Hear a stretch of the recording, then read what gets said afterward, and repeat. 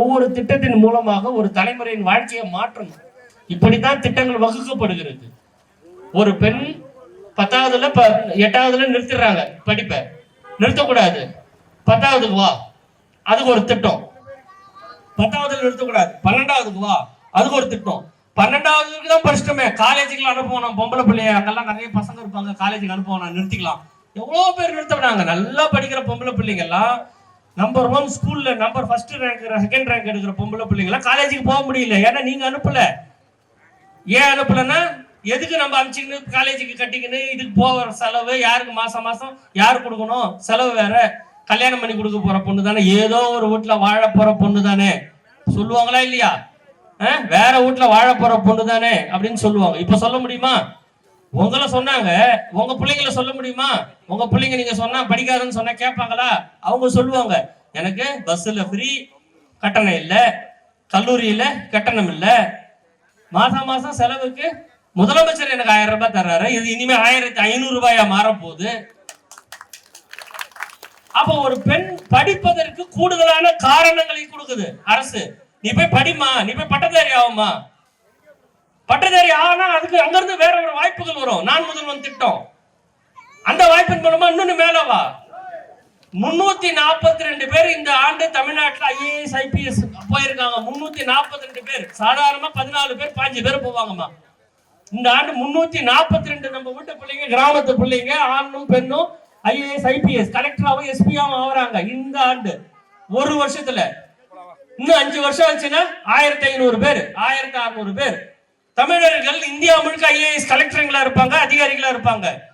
எப்படி 14 15 இருந்தது 340 மாறிச்சு?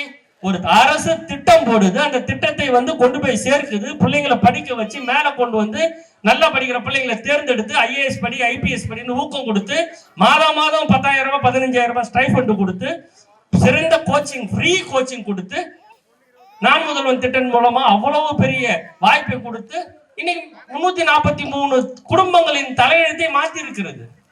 இப்படித்தான் திட்டங்கள் இருக்கணும். இந்த திட்டங்களின் மூலமாகத்தான் தலையெழுத்துக்களை, வரலாற்றை நம்ம மாற்றி எழுத முடியும். இன்னைக்கு அம்பேத்கர் தொழில் முனைவோர் திட்டம்.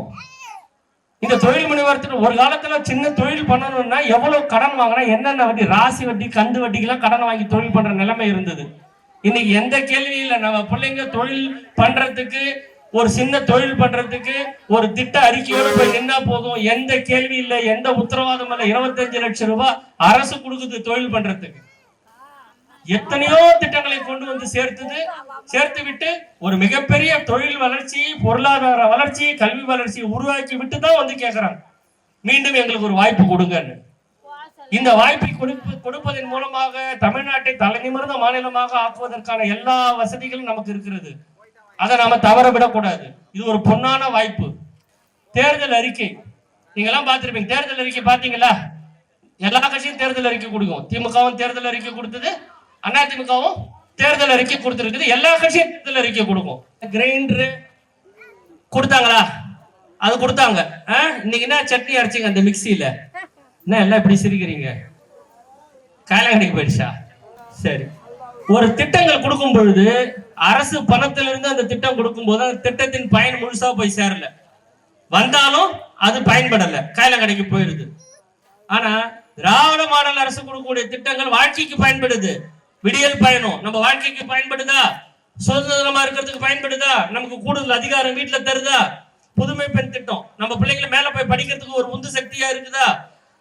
மகளிர் உரிமை தொகை ஒவ்வொரு குடும்பத்துக்கும் ஏதாவது ஒரு செலவுக்கு அது ஒரு பணமா இருக்குதா, ஒரு உதவியா இருக்குதா? அப்போ இந்த மாதிரியான எல்லோருக்கும் எல்லாமும் பாரபட்சம் இல்லாமல் திட்டங்களை கொடுக்கக்கூடிய திராவிட முன்னேற்ற கழக அரசு சொன்னா செய்யும்.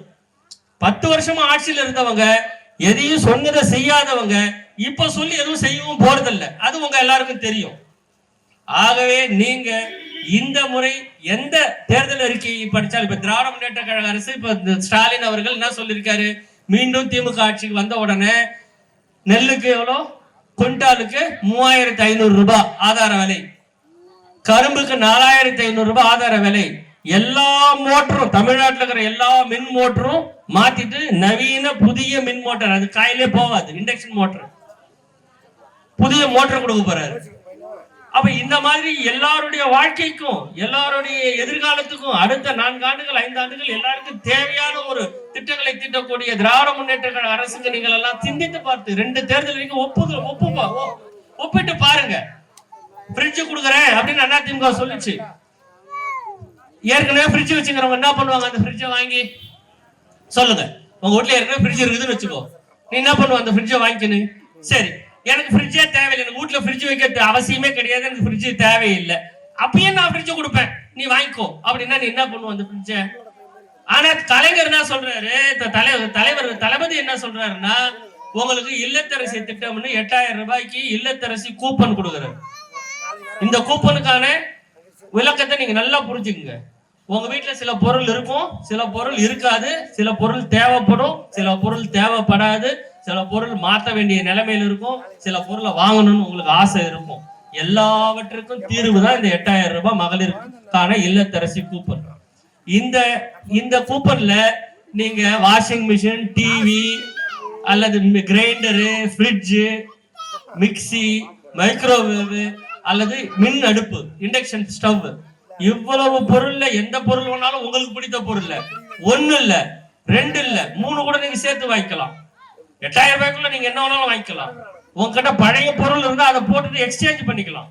இத அட்டைப்பட்டியில வச்சு எந்த அரசாங்கமும் இருக்குது உங்களுக்கு தராது. நீங்களே போய் இந்த கூப்பனை எடுத்துட்டு போய் பக்கத்துல இருக்கிற ஷோரூம்ல, திருவண்ணாமலையில் இருக்கிற ஷோரூம்ல, எந்த ஷோரூம்ல வேணாலும் கொடுத்து நீங்களே மாடல் தேர்ந்தெடுத்துக்கலாம். நீங்களே பிராண்ட், சாம்சங் வேணுமா சாம்சங் கொடு, ஒனிடா வேணுமா ஒனிடா கொடு, நீங்களே தேர்ந்தெடுத்துக்கலாம். இந்த வாய்ப்பை, அதிகாரத்தை கொடுக்கக்கூடிய இந்த திட்டத்தின் மூலமாக இந்த பணம் எல்லாருக்கும் உருப்படியா போய் சேரும், எல்லாருக்கும் வீட்டுக்கும் ஒரு பயனுள்ளதா இருக்கும். ஆகவே இப்படிப்பட்ட ஒரு புரட்சிகரமான திட்டத்தை இந்தியாவில் ஏற்கனவே மகளிர் உரிமை தொகை கொடுப்போம்னு தலைவர் சொன்ன போது அதெல்லாம் கொடுக்கவே முடியாது, 1 கோடி பேர் இருக்காங்க, 1.5 கோடி பேர் இருக்காங்க, எப்படி கொடுக்க முடியும்னு சொன்னாங்க. அதை நடத்தி காட்டினார். அதே போல இந்த 8000 ரூபாய் இல்லத்தரசி கூப்பனை கட்டாயமாக திராவிட முன்னேற்ற கழகம் வந்தவுடன் நிச்சயமாக கொடுக்கும். எல்லாவற்றையும் விட இது எல்லாம் நலத்திட்டம், செய்த சாதனைகள் எல்லாவற்றோட கூடுதலாக ஒரே ஒரு காரணம் சொல்றேன், நன்றாக நீங்கள் மனதில் வாரிக்கொள்ளுங்கள். இந்த தேர்தல் என்பது தமிழ்நாட்டின் முதலமைச்சரை தேர்ந்தெடுக்கக்கூடிய தேர்தல் மட்டுமல்ல, தமிழ்நாடா டெல்லியா அப்படின்னு இருக்கக்கூடிய இன்னைக்கு ஒரு சவால் விட்டுருக்காங்க. நமக்கு வேண்டாத திட்டங்கள் எல்லாம் நம்ம மேல திணிக்கப்படுகிறது. வேண்டான்னு நம்ம சொல்றோம், புதிய கல்விக் கொள்கை வேண்டான்றோம், திணிக்கப்படுகிறது நம்ம மேல. இந்தி வேணாம், 3வது மொழி வேண்டாம் என்கிறோம், திணிக்கப்படுகிறது. நாடாளுமன்றத்துல நாளைக்கு ஒரு சட்டம் கொண்டாட போறாங்க. இன்னைக்கு இருக்கக்கூடிய 543 இடத்தை 850 இடமா மாத்துறாங்க. அப்படி மாத்தும் போது தமிழ்நாட்டோட அதிகாரம் இன்னும் கீழே குறையும். தமிழ்நாடு, கேரளா, கர்நாடகா இந்த மாதிரியான இந்த மாநிலங்கள் தயவு இல்லாமே அங்க ஒருத்தன் ஆட்சி அமைச்சிட முடியும். அங்க ஒருத்தன் ஆட்சி அமைச்சு அங்க அவன் அதிகாரத்தை வச்சுக்கிட்டு அவன் என்ன சொன்னாலும் இங்க நம்ம செஞ்சாகணும். அப்ப நம்மளுடைய எதிர்கால உரிமைகள் போகுது.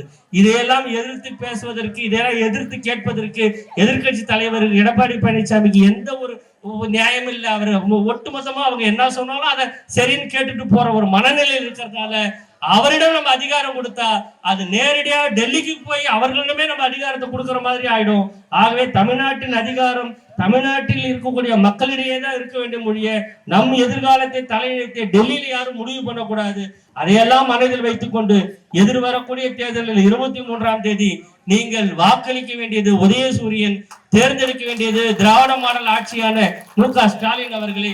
எல்லாவற்றுக்கும் மேலாக நம்முடைய வேட்பாளர் கு. பிச்சாண்டி அவர்கள் 40 ஆண்டு காலம் பொது வாழ்வில் இருக்கிறார், மக்களோடு மக்களாக இருக்கிறார், என்னாலும் உங்களுக்காக இருக்கிறார். ஒரு சின்ன எல்லார் வீட்டுக்கும் எல்லா ஊருக்கும் எந்த சுக துக்கம்னாலும் ஓடோடி வரக்கூடியவரா இருக்கிறார். அவர் போகாத ஊர் இல்ல, அவர் போகாத தெரு இல்ல, எப்ப கூப்பிட்டாலும் வரக்கூடியவர், இந்த மண்ணின் மைந்தர். ஆகவே அவருக்கு நீங்கள் நல்ல மனிதர், யாரையும் கடும் சொல்லாதவர், யாரும் சின்ன பையன் போய் கேட்டா கூட அவருக்கு அதையும் காதில் கேட்டு அதற்கு ஒரு பதிலை சொல்லி அதற்கு அந்த பிரச்சனைக்கும் தீர்வு காணக்கூடிய ஒரு நல்ல சட்டமன்ற உறுப்பினர். அவரை நீங்கள் உதயசூரியன் சின்னத்தில் மீண்டும் தேர்ந்தெடுப்பதன் மூலமாக தமிழ்நாட்டு முதலமைச்சராக மு.க. ஸ்டாலின் அவர்களை தேர்ந்தெடுக்க முடியும். தமிழ்நாட்டின் சுயமரியாதையை காப்பாற்ற முடியும், தமிழ்நாட்டின் உயர் உரிமைகளை நீங்கள் காப்பாற்ற முடியும். ஆகவே தயவு செய்து சிந்தித்து வாக்களியுங்கள். மறவாதீர். உதயசூரியன், உதயசூரியன், உதயசூரியன். நன்றி, நன்றி, வணக்கம்.